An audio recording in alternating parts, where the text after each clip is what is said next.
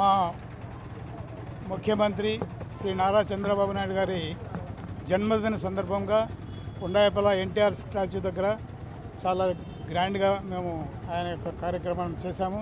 చంద్రబాబు నాయుడు గారి యొక్క పుట్టినరోజు ఆయన ఇంకా ఇటువంటి 100 సంవత్సరాలు జరుపుకోవాలని కోరుకుంటూ కార్యకర్తలము మేమంతా ఇక్కడ కలిసి చాలా బాగా ప్రోగ్రాం అరేంజ్ చేశాం.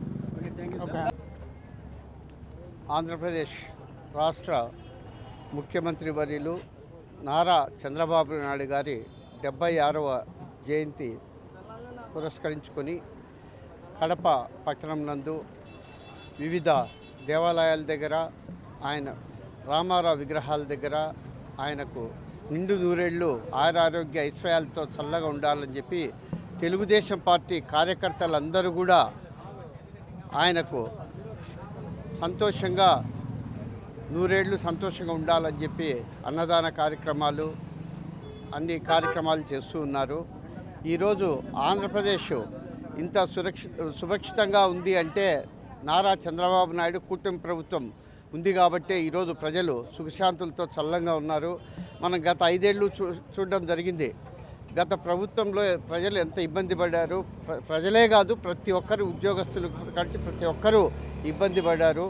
ఈరోజు కూటమి ప్రభుత్వం వచ్చిన తర్వాత తెలుగుదేశం, జనసేన, బీజేపీ ప్రభుత్వం వచ్చిన తర్వాత ప్రజలు ఆరోగ్య ఐశ్వర్యాలతో సుఖశాంతి చల్లంగా ఉండాలని చెప్పేసి ఆంధ్రప్రదేశ్లో అందరూ సంతోషంగా ఉండాలని కోరుకుంటున్నాం.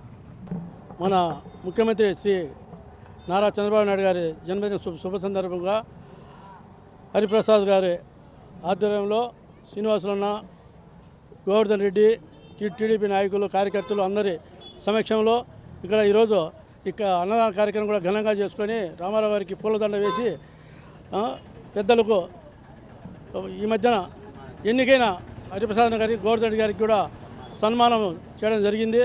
ఇలాగే ప్రతి సంవత్సరం మేము ఈ కార్యక్రమాన్ని చంద్రబాబు బర్త్డే రోజు, లోకేష్ బర్త్డే రోజు, ఎన్టీఆర్ బర్త్డే రోజు, వర్ధంతి రోజు ఘనంగా చేసుకుంటూ ముందుకు పోతూ ఉంటామని ఇక్కడికి వచ్చిన వారి అందరి సహకారాలు అందరికీ ధన్యవాదాలు తెలుపుతూ తెలియజేస్తున్నాం.